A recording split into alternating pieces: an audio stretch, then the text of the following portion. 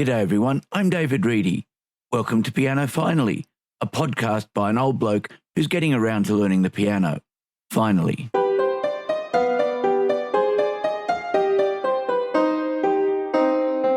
Welcome to show 43. Thank you very much for being here.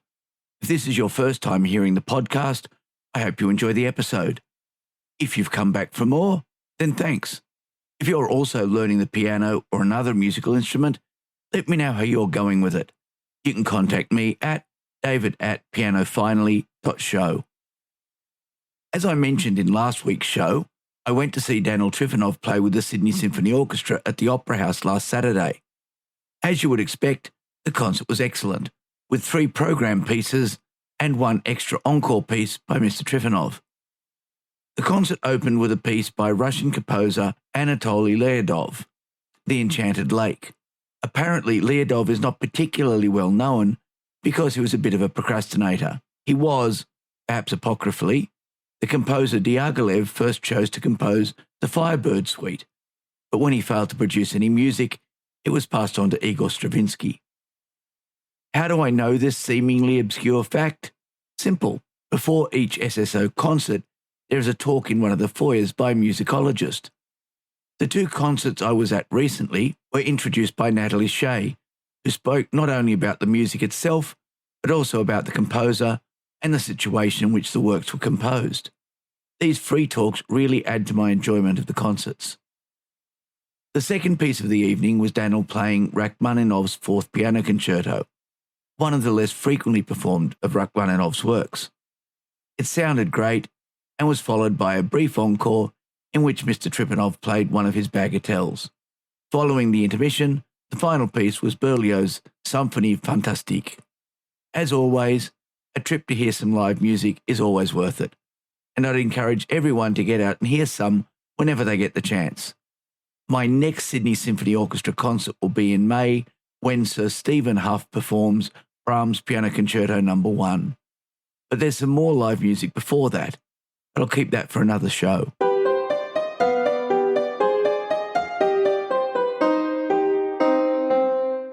I've mentioned piano store channels before on the podcast. I watched Merriam Music and Alamo Music Center's channels quite a bit when selecting a digital piano to buy.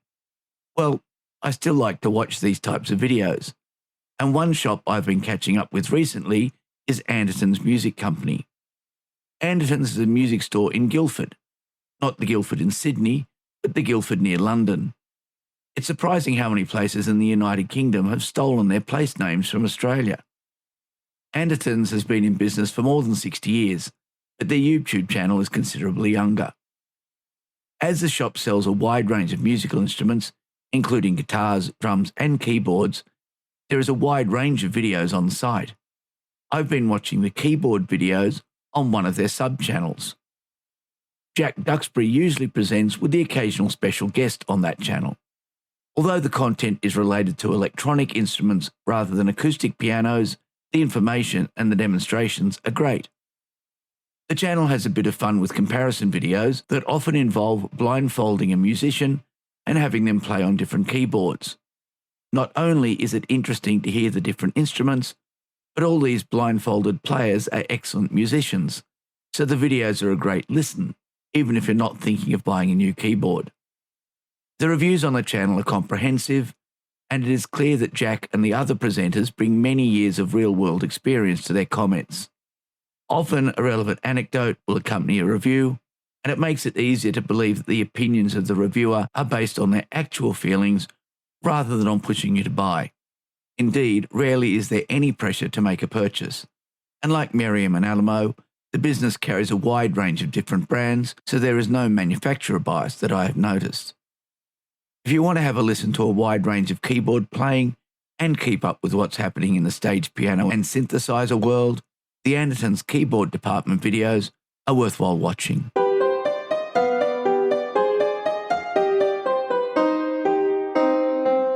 Artificial meaning. 2 things happened during the week that made me think about this week's topic. The first was a masterclass conducted by Matthew Carwood. I went to the online masterclass very early last Sunday morning. It was the afternoon in England, but 4 a.m. in Sydney, and I had already got home late from the Daniil Trifonov concert the night before. It was a really good class. Matthew discussed how rhythm and dynamics help us to understand the messages composers are trying to convey in their music. While it's fairly obvious in a lot of music what emotions you are meant to feel, it was a revelation to see this broken down in a logical form. It wasn't just to look at the emotions that are associated with different key signatures or modes, but more at how dynamics can implement an intent or how a rhythmic pattern suggests movement. There was a lot in the 3 hours, but conveniently all the attendees got a copy of the recording, so I'll be able to go over it again, probably multiple times. The second trigger was a video by Rick Beato, looking at AI song generators. Rick is a long-time musician who has worked in music production and with many industry greats over the years. His YouTube channel covers a wide range of topics, including interviews with some legendary musicians. I've seen criticism of the channel that it's very opinionated, and it's true that Rick is not shy of telling his point of view. But given his years of experience, his opinions are worth a listen, even if you don't always agree with him. In the video I watched, entitled, "Will These AI Tools Make Songwriters Irrelevant in 2025?" Rick looks at two of the latest AI song generation services, Murica and Suno.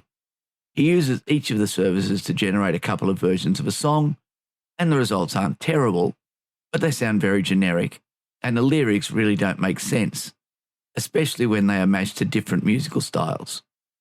As I said, the results aren't terrible, but they're not particularly good either, and I thought they were very bland. Certainly, they matched the style they were aiming for quite well, but they definitely weren't pushing the boundaries of music forward. It is inevitable that these services will get better at generating songs. The artificiality that is obvious in some of the playing and the vocals will eventually disappear, and the performances will probably become indistinguishable from live musicians. So, will these services make songwriters and musicians irrelevant? I think we can be pretty sure that the answer will be no. Having listened to these services, I was struck by one main question. Why? I can see why generative music generation software is going to exist. If you want a music track for an advertisement, or to keep people from getting bored during their 30-second lift ride, then organisations that don't want to pay a person or license an existing track will probably turn to one of these services. After all, this is music that is meant to be ignored, and corporations are notoriously stingy when it comes to supporting the arts, unless it's for getting a PR boost. Isn't the purpose of music to communicate with the listener, a way of the composer and the performer to connect with the audience? These generated songs have no message. Well, not a real message. They're generated by matching words in a very sophisticated algorithm, but the messages are from a computer, not another human being. Sometimes I want a message from a computer.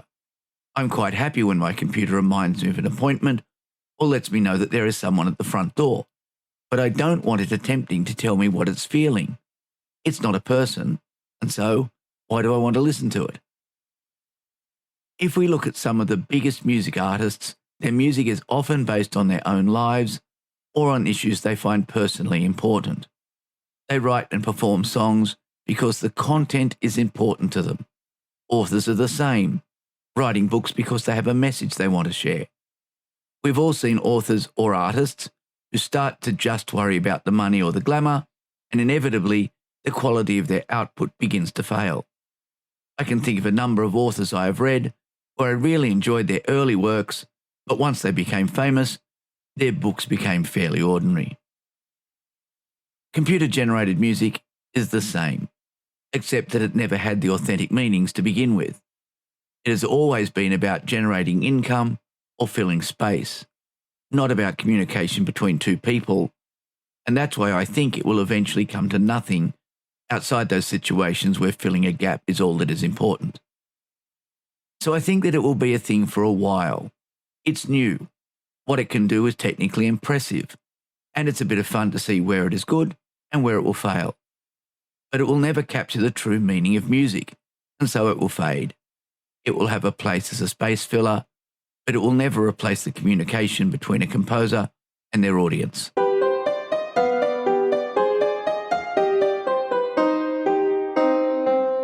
The book I am reviewing this week came from a suggestion on a Discord server of which I'm a member.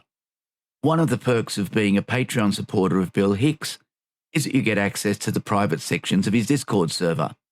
Most of the people on the server are adult piano learners and players, and so it's an interesting group. There was a discussion about different books related to playing and learning the piano, and this is one of the books that was widely recommended. Playing the Piano for Pleasure was written by Charles Cooke in 1941 and republished in 1960. My copy carries a copyright from 2011 by Elizabeth Rogers. It includes the original text and a newer foreword. My copy has a subtitle, The Classic Guide to Improving Skills Through Practice and Discipline. So you might expect that the author is a piano educator with many years of experience teaching others to play the piano. But that's not the case. Charles Cooke was a journalist who spent most of his working life as a writer for the New Yorker magazine. Cooke's columns in the magazine covered goings-on in New York City, and as part of his work, he occasionally found himself interviewing pianists.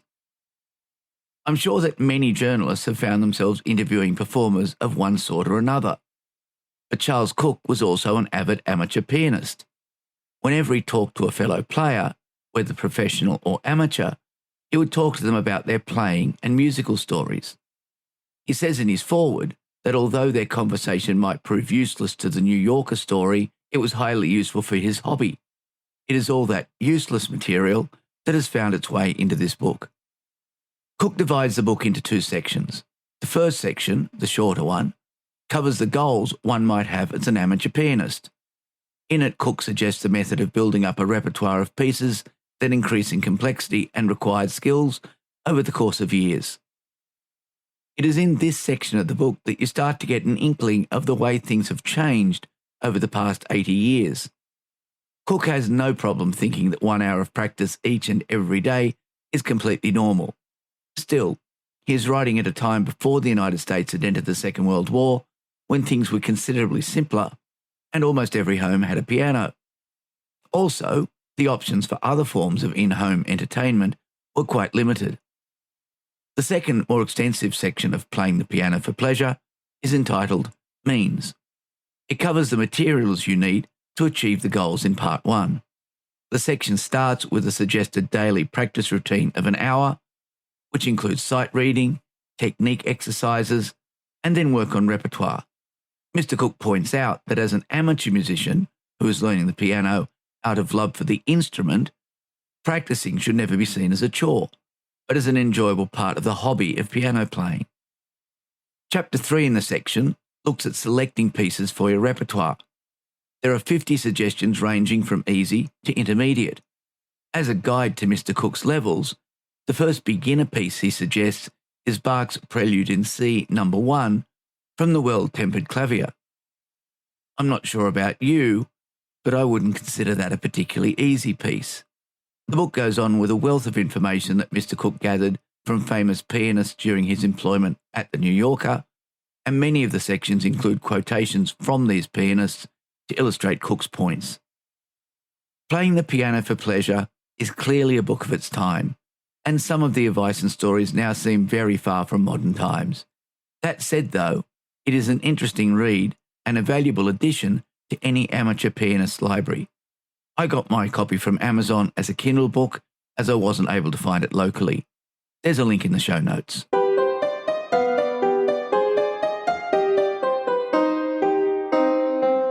If you'd like to contact me, email is the best way. You'll find me at david@pianofinally.show and the website at www.pianofinally.show. In both cases, Piano Finally is all one word. The show is also on Instagram and available as audio only on YouTube.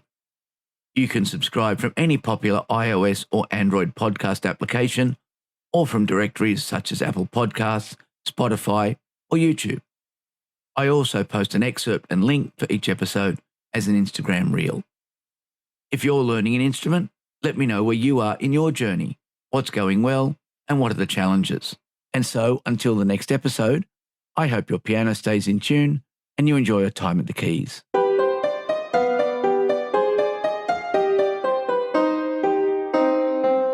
Once again this week, and perhaps for the last time in a while, I'm going to include the 4 pieces that I've been working on over the past school term.